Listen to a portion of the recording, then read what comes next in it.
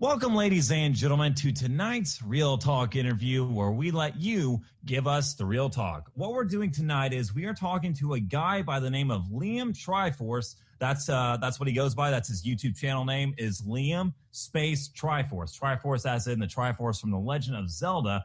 And first off, I want to say thank you for hopping onto the show with us this evening, man. How's your week been?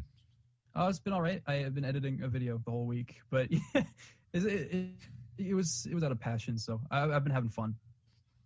That sounds interesting, of course. I know you post a lot of stuff on YouTube and everything, but what we want to talk about right here at the moment is there's some people that do listen to the show that want to get into voice acting, and this is a very important thing to discuss because right now you have a project going up on Casting Call right now. It is a project for One Piece Pirate Warriors, and it's an English dub. Now, there's a lot of roles that there are open for people to audition for, but I just want you to tell us a little bit about this project. Okay, so One Piece Pirate Warriors released in the US and in Europe without an English dub. I guess Funimation didn't want to dub it.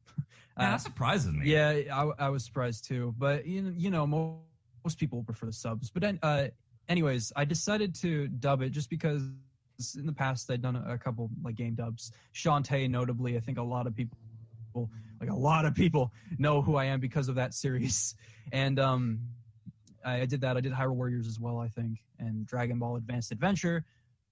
So I've done it a few times. This one's going to be a lot tougher because with the cutscenes, I want to actually it's a lot of intricate editing. I have to, match the lip sync and everything, make sure everything looks nice. I just want and I have to rewrite some of the lines too. So I have to rewrite the entire game basically. Unless the character's off screen, I have to rewrite the dialogue.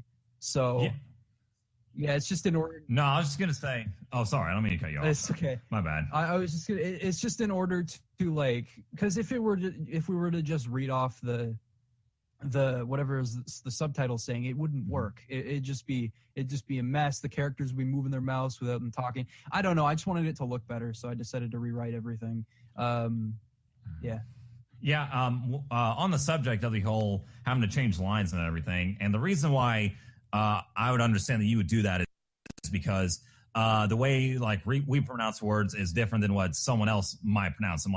In Japan, say what might be the word, say syllable here, which is 1, 2, 3 syllables, might be translated to a word that's only one syllable in Japan, which I know this is sounding kind of weird, but that just you got to do it that way because you got to be able to match the lip flaps. And if you don't do that, it's going to look like a complete mess. But man, I really think this is cool how you're doing a Let's Play thing where people have the opportunity to voice these characters.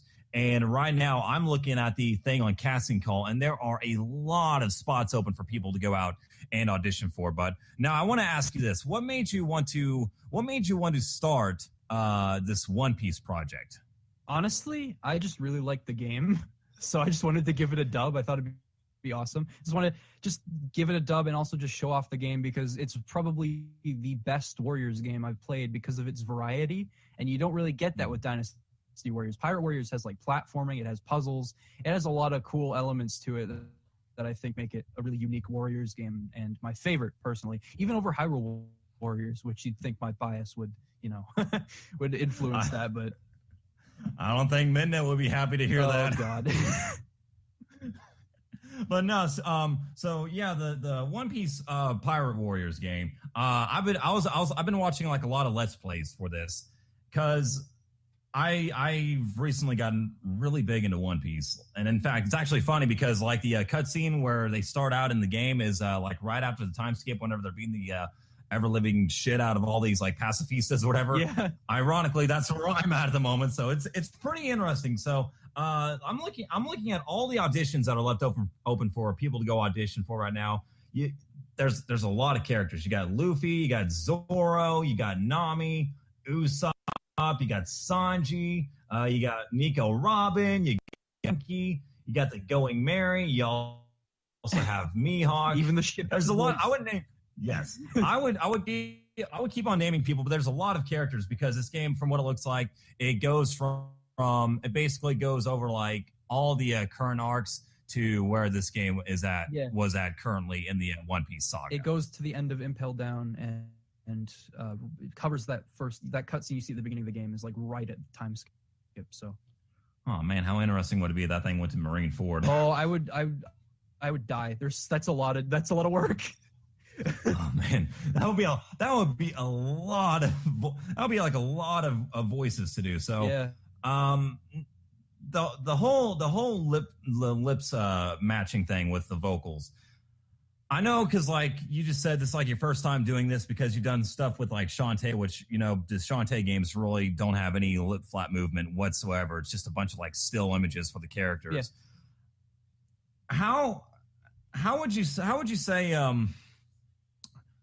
have you ever practiced? Have you ever like seen anybody do that sort of stuff before, where they've edited around lip movements and whatnot? No, actually, I decided to do a bit of research at one point, but I couldn't find any channel that did that. Actually, I guess I was just really interested in doing it. Just out of nowhere, I was like, yeah, this would be fun. It'd take a lot of work, but you know, I think it's a lot more involved compared to the other stuff that I've done. See, I think with the more work you put into it, the better the result's going to be. That's just kind of what my thinking is. Like, I think this could be a really great project, and that's why, you know, we need more people to audition for this, because I mean, there's people that have auditioned for it so far, but there's still a lot of different parts open. You know, I understand that you've done like Shantae and everything. I want to talk about your YouTube channel here for just a second also, because I want people to understand kind of like what you do like on your YouTube channel. Now, you're big into the Zelda community and Tak. If anyone remembers that game from like the mid 2000s, yep. I got a lot of nostalgia seeing that, man. I tell you what. So I got to ask you, what's it like getting to show your love for all these different video games? It's just a lot of fun. I just like talking about games. I wanted to review whatever interested me. Some games worse than others, but like, you know, games that deserved some recognition, or I have like a unique opinion on it. I was like, I might as well talk about this, something that I'm passionate about, right? So the Legend of Korra game was a game that I really wanted to review, because if you've heard anything about the Legend of Korra game, you know it's got a lot of like mixed reception, I guess you could say. I honestly never knew Legend of Korra even had a game in the first place. Like, I know about the series and everything. I've watched the series, but I just never knew there was a Legend of Korra video game. I'm interested to hear about it. It was developed by Platinum Games, and it's gotten some mixed reception, mostly negative. My review is pretty positive, but the game has its fair share of problems, and it's not up to tier with Bayonetta, I guess you could say, any of the other Platinum games. But I thought it was really, really good, and I just wanted to explain why. I mean, I said it's $15, and you know, if you're interested, maybe you won't like it. You know, you just try it out. It's worth a shot, because some people do actually really like the game, like I do. So, you know, give it a try. Maybe I just want that game to get some love from a few people at the very least. And then the Tak series, Tak in particular, I decided to review Tak because nobody really knew about it, and there wasn't really a cohesive review and analysis of the game. So I just covered Tak. Probably my biggest mistake, because now a good chunk of my audience only knows who I am because of Tak, and they won't stop asking for me to review the other games in the series, and it's kind of annoying. But you know, most of the people that watch my stuff are, you know, they're watching varied ranges of content from me, and that makes me really happy. My Zelda videos are finally picking up steam, and you know, considering how much I like the series, it makes me really happy. So, you know, I also stream a lot on Twitch and stuff, but overall, you know, I just do whatever I enjoy. It's a lot of things. Yes, and in fact, actually, while we're on that topic real quick, talking about your Twitch channel, where can people now? You go by Liam Triforce on Twitch also, correct? I imagine. Yeah. I was watching your Breath of the Wild stream the other day, and you guys definitely need to go over to his Twitch channel to watch a lot of his streams, because he streams some really good content. I really enjoyed watching him play Breath of the Wild the other day. I cannot talk. And watching that, it kind of gave me the idea of, man, Breath of the Wild. This looks like a pretty kick-ass game. It's basically, you know, kind of like Nintendo's version of Skyrim. So I really love how you show your passion for these video game series. It's funny because before we started recording this, we were actually talking about and I don't know if anyone remembers this, but does anyone remember when Tak and the Power of Jujubes had a TV series? Tak and the Power of Jujubes. You have to think back. What is it? It's based off of candy now. Why did I say Jujubes? I'm having brain farts right now. But does anyone remember the Tak TV show? Just for a second there, I want to throw that out there that at one point there was a Tak TV show and it aired alongside with Back in the Barnyard. That happened at one point in history, ladies and gentlemen. But it was a dark time. It was that was during the dark ages of Nickelodeon, which I didn't think we're not gonna. I don't think we still have fully recovered. We got Korra and that was it. No. We all know what happened to Korra. We're not going to touch base on that subject right now. That is for a complete that is for another day to sit down and discuss. We want to honor The Legend of Korra for what a great series it was and how Nintendo did not Nintendo. God, Nickelodeon did a terrible job with it. Not Nintendo. No, God, no. They mistreated it. Definitely. But okay, that happened. I got a pop-up thing on my computer as we were talking. I don't need this to happen. So talking about your YouTube channel as we keep on going, I know as you say you do like a lot of stuff with the Legend of Zelda, and I just want to know what got you into loving the Legend of Zelda series as you do. Good question. So I was 5 years old, I think, 5 or 6. I can't remember. But around that age, my grandpa got me. Well, I started by playing Zelda 1 at his house because he still had the Nintendo Entertainment System there from when my mom was younger. And I found Zelda, and I started playing Zelda 1. I got I got killed because I was 5 playing Zelda 1. But I had fun with it for what it was, and that was technically my first Zelda. But Christmas morning, he got me Wind Waker for GameCube, and that was my true introduction to the Zelda series, I think.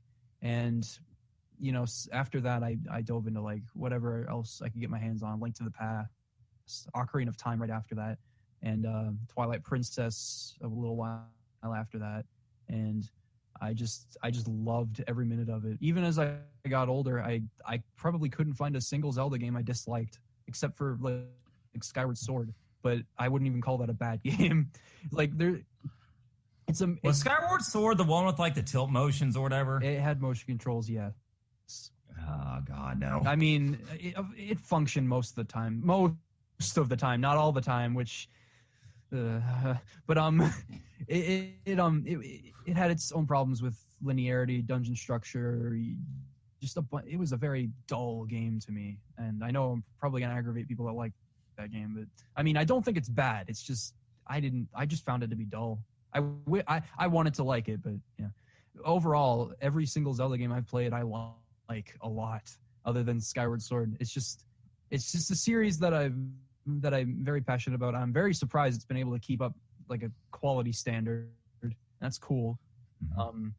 And Breath of the Wild recently became my favorite game of all time. I was kind of surprised. I was at a convention here about a week and a half ago, and it was like the first time I got to see someone play Breath of the Wild like in front of me. Oh my God, does that game look so beautiful in HD and everything, and just watching people running around. Yeah, it's oh my goodness, Nintendo did a fantastic job with Breath of the Wild, and I really want to go. I want to go buy a Switch right now and go buy Breath of the Wild. That's what I want to do. Actually, you said Wind Waker, and I think you mentioned this in one of your videos, but I would almost say that Wind Waker has gotten better over the years.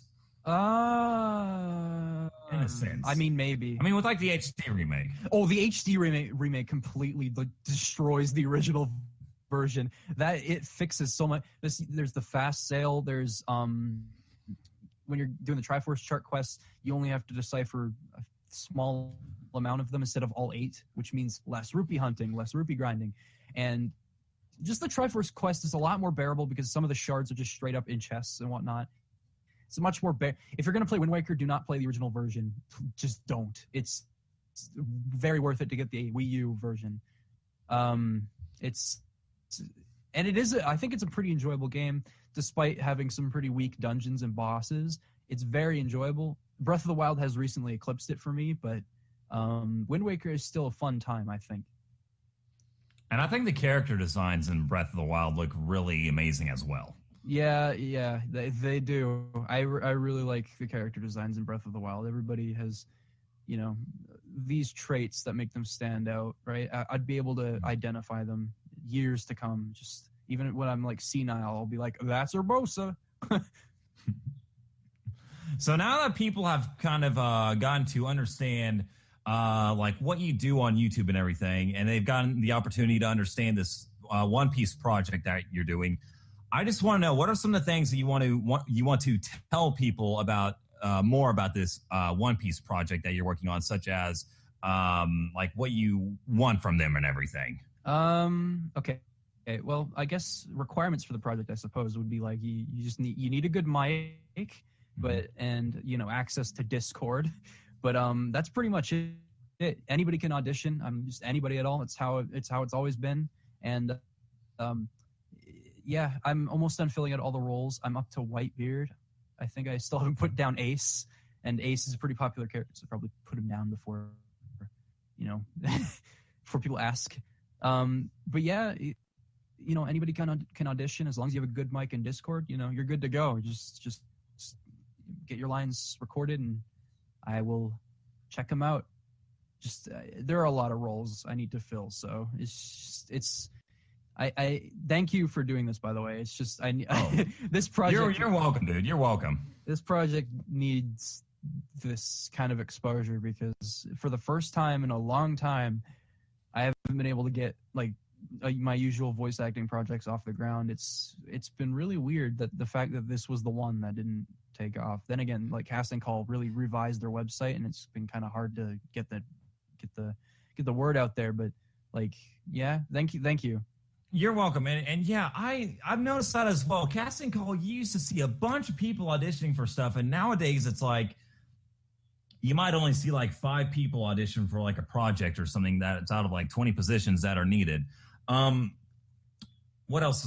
There's a couple other things I was going to say. The One Piece project, which is on Casting Call, I will post a link to that on our Real Talk Radio Facebook page. And I'm glad to do this because I'm hoping that we are able to get like a few people to go out and audition for this, because I really want to. I want to help you out on this, man. I really want this thing to happen for you. I seriously do. I mean that with everything. I really want this project to go through because we all know how big One Piece is, and we all know that the community is ginormous for One Piece. It's probably, I don't know where I would put it. It's definitely one of the biggest anime communities out there. But yeah, guys, I figured a lot of people would be auditioning for Luffy right now or something like that, since he's a very well-known character. I was shocked at like how little auditions I got. It could be just because of how the website works, but just in general, I like shared it around a lot too. And the announcement video was about as viewed as like the Shantae Afghani Hero announcement video on my channel, and I was like, well, well, maybe this will be all right. And then I got 3 auditions.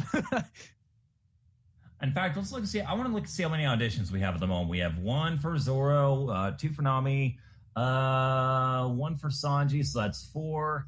We got 1 part cast, which is Chopper. Then we have 2 auditions for Robin, 2 for Brooke.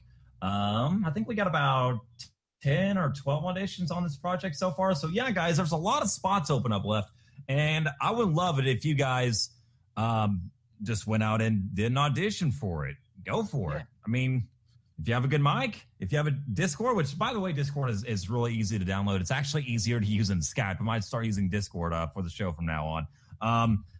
You just got to download that, have a good mic, and you're all basically good to go. And so I mean, that's basically what we wanted to talk about tonight. We just wanted to get the word out about the One Piece project that we're working on at the moment, and of course, talking a little bit about Liam's YouTube, so that way you can get to know him as well. Again, he's got a lot of great content. If you're a Legend of Zelda fan, go over to his YouTube, which is Liam Space Triforce. I'll even spell it out for you guys in the chat and everything as well. So, Liam, I want to thank you for hopping on to the show with us this evening for just a little bit. Are there any other things you want to get out there about this project? No, I think we covered everything. Yeah, get to auditioning. Thank you. Thank you for having me. You're very welcome, sir. All right, guys, we're going to take a quick break, and when we get back, we'll have more for you guys right here on Real Talk Radio.